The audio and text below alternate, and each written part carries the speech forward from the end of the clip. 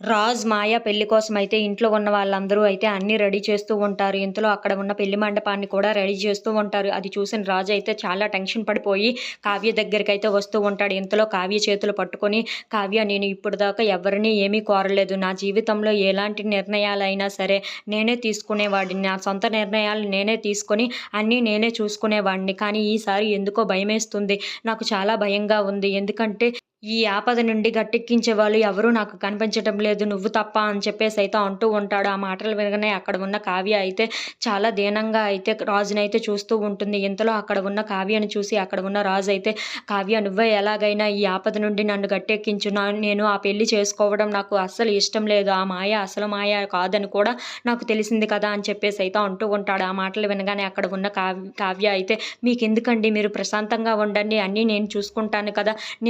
మీకెందుకు, నేను హామీ ఇస్తున్నాను. నేను చూసుకుంటాను మొత్తం" అని చెప్పేసైతే అంటూ ఉంటుంది. "మీరు ఏ టెన్షన్ పడకుండా మామూలుగానే ఉండి మీరు ఎప్పటిలాగే ఉండండి" అని చెప్పేసైతే అంటూ ఉంటుంది. ఆ మాటలు వినగానే అక్కడ ఉన్న రాజు అయితే కొంచెం గుండె నిబ్బరం చేసుకొని అయితే, "కావ్య, నువ్వు ఇది చేయగలవా" అని చెప్పేసైతే అంటూ ఉంటాడు. ఆ మాటలకి అక్కడ ఉన్న కావ్య అయితే, "ఇది నేను ఖచ్చితంగా చేయగలనండి. ఎందుకంటే నాకు తెలుసు మీ గురించి. మీకు కూడా నా గురించి తెలుసు కదా. నేను ఎలాగైనా సరే ఈ పెళ్లిని ఆపేయడానికి చాలానే ప్రయత్నిస్తూ ఉంటాను.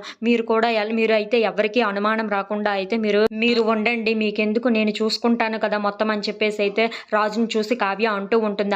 ఆ మాటలకి అక్కడ ఉన్న రాజు అయితే సరే అని చెప్పేసైతే అనుకుంటూ ఉంటాడు. If you like this video, please like, share and subscribe friends.